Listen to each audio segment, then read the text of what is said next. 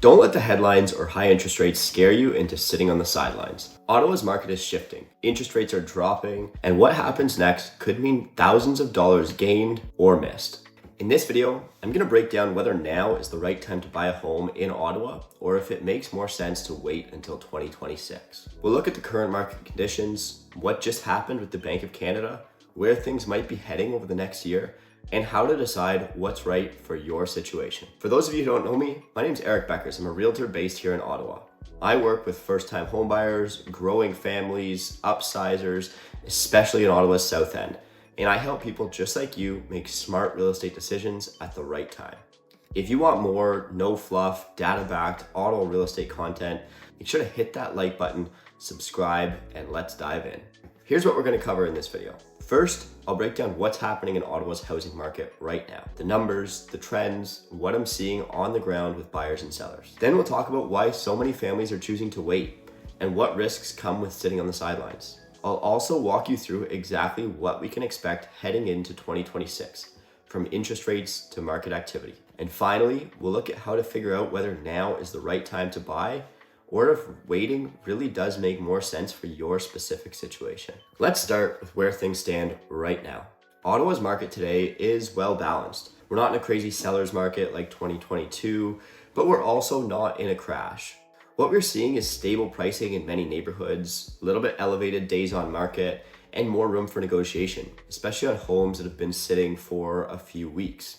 On October 29th, the Bank of Canada reduced the overnight interest rate, and this was expected, but it reinforces something really important. We're likely entering a longer phase of steady or gradually declining rates. Big drops? Probably not, but modest reductions could continue to happen in the spring of 2026. So what does that mean for buyers? Well, right now, buyers are in a stronger position than they've been in years.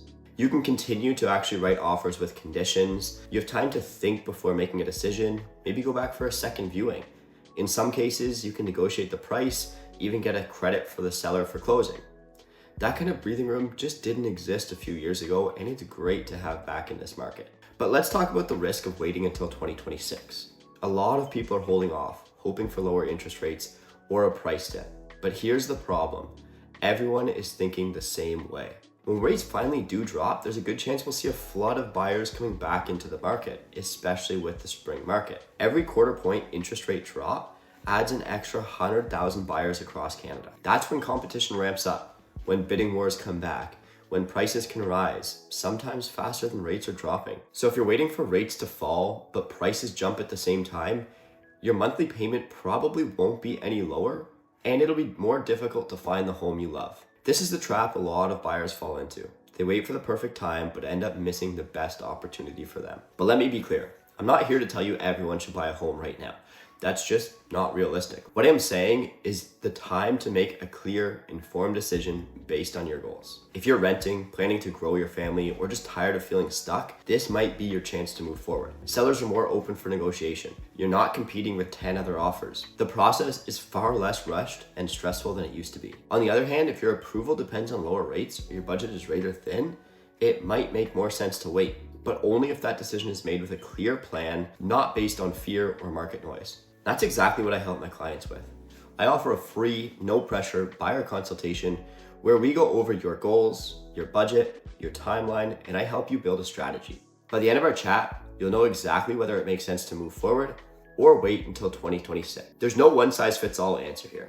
It's about what fits in your life and not just the headlines. So if you've been asking yourself whether now is the time you should buy or if you should keep waiting, let's talk. Use the link below to book your free consultation. No pressure, no sales pitch, just clarity. If you found this video helpful, please like, subscribe, and leave a comment. Let me know, are you planning to buy in 2025 or would you be the one to hold off until 2026? Thanks for watching, and I'll see you in the next one. Until next time, happy house hunting.